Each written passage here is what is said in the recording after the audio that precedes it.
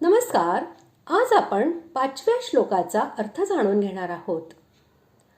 अशा प्रकारे ऋषी, वेद आणि ब्रह्मसूत्र यांचे प्रमाण देऊन भगवंत आता 3ऱ्या श्लोकात या पदाने सांगितलेल्या क्षेत्राचे आणि यद्विकारी या पदाने सांगितलेल्या त्याच्या विकारांचे पुढील 2 श्लोकात वर्णन करीत आहेत. श्लोक 5. महाभूतान्यहंकारो बुद्धिरव्यक्तमेव च इंद्रियाणि दशैकञ्च पञ्चचेन्द्रियगोचराः. श्लोकाचा अर्थ: 5 महाभूते, अहंकार, बुद्धी आणि मूळ प्रकृती तसेच 10 इंद्रिये, 1 मन आणि 5 इंद्रियांचे विषय अर्थात शब्द, स्पर्श, रूप, रस आणि गंध.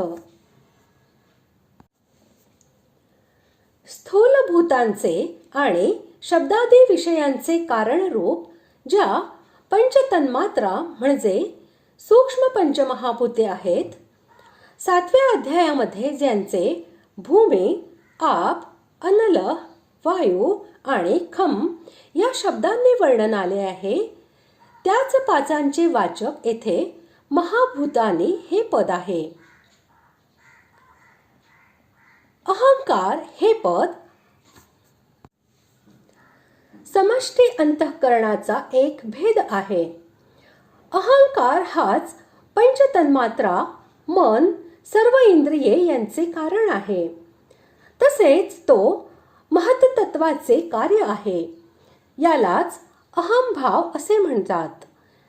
येथे अहंकार हे पद त्याचेच वाचक आहे. ज्याला महत्तत्व आणि समष्टी बुद्धी असेही म्हणतात, जो समष्टी अंतःकरणाचा एक भेद आहे, निश्चय करणे हेच ज्याचे स्वरूप आहे, त्याचे वाचक येथे बुद्धी हे पद आहे.